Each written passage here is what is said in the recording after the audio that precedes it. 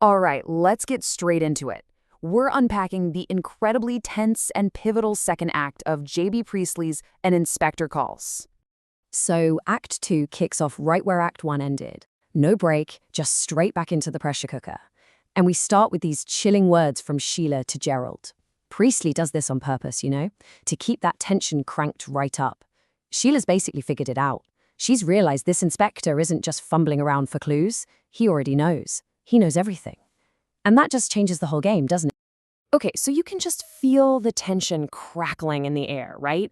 The inspectors just dropped the bombshell about Gerald and Daisy Renton. The spotlight, which was burning a hole in Sheila, now swings right onto her fiancé, Gerald Croft. Right. First up, Gerald's under the spotlight. And get this, Sheila, who's just been through the ringer herself, refuses to leave. She's not going anywhere. She knows there's more to this, and that Gerald's story is the next piece of this awful puzzle. Now, this quote, this is absolutely massive. If you're studying this for your exams, you need to highlight this one. The inspector lays out one of the play's biggest ideas right here: collective responsibility. It's not about pointing the finger at one person. Priestley's screaming at us that it's about how a whole chain of selfish choices can lead to a tragedy like this. So just as things are getting super intense, who walks in? Mrs. Burling. And she just sails in, completely oblivious, right? Priestley's stage directions are key here. He says she's quite out of key with the mood. She has no clue what's going down, and her first instinct is to try and take charge, like she always does. And wow, look at this. This comparison perfectly sums up the massive clash between the generations. You've got Sheila saying, don't build a wall. She's starting to see Eva as a human being. And then her mother, boom, girls of that class. It's just pure, unfiltered prejudice. It shows you exactly how stuck in her ways she is, completely blinded by her social standing. So what does Mrs. Burling do? She goes straight into defense mode. First, she tries to dismiss Sheila, treating her like a child. Then she tries to intimidate the inspector by reminding him who her husband is. Then she's making excuses for Eric. Oh, he's just a boy. It's all about using her status as a weapon, a shield. But the thing is, it just doesn't work on the inspector. He's not having any of it. Another killer quote from Sheila here, and another one you'll want to have in your back pocket for essays. He's giving us the rope. I mean, what a line. She gets it. She sees that the inspector isn't some bully forcing them to confess. No, he's smarter than that. He just lets them talk. And their own arrogance, their own words, are what end up condemning them. Okay, on to Gerald's big secret. Mrs. Burling's been put in her place for a minute, so now the inspector can zero in on Gerald, and we finally get the story of him and the girl he called Daisy Renton. So here's the timeline of Gerald's affair. He paints himself as a bit of a hero at first, right? He rescues her from this sleazy older man, gives her a place to stay, some money. He becomes her fairy prince, as he puts it. But let's be real, it was all on his terms. It was a summer fling, and when it was time for him to move on, he just ended it. But this is interesting, isn't it? Unlike Mr. and Mrs. Burling, Gerald actually seems to feel something. He shows some real guilt. He says he wishes she'd blamed him, because maybe then he'd feel better. It doesn't excuse what he did, not at all, but it makes him a bit more complicated than his future in-laws, that's for sure. And this is a huge turning point for Sheila. She actually respects Gerald for being honest, which is fascinating. But honesty doesn't fix the betrayal. The trust is gone. When she gives back that ring, it's about so much more than just a broken engagement. She's rejecting everything her parents stand for: the lies, the secrets, the whole upper-class facade. Gerald's now left the room to clear his head, and the inspector's gaze falls on the one person who's been sitting there judging everyone else: the cold, untouchable Mrs. Burling. It's her turn.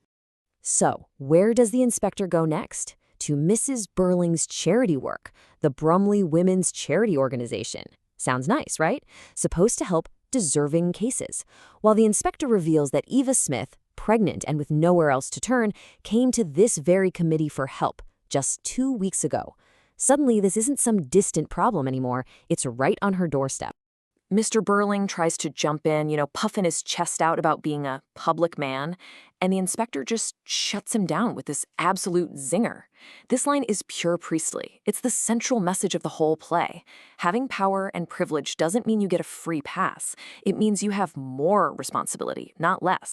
So let's just hammer this home. The inspector's entire point is that social class is no excuse for being a terrible person.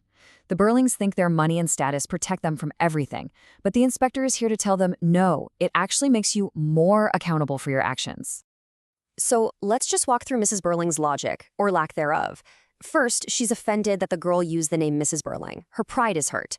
That's it. That's the reason she was prejudiced against her from the start. She then bullies the girl, uses her influence to get the committee to turn her away, and then has the nerve to say the father is entirely responsible. It's just staggering, isn't it? The coldness of it all. Okay, and this is it. This is where the inspector's master plan comes together.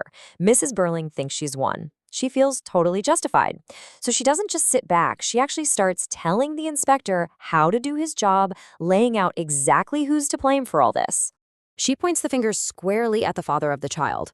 Go and look for him, she says. It's his responsibility. Oh, the dramatic irony is just off the charts here.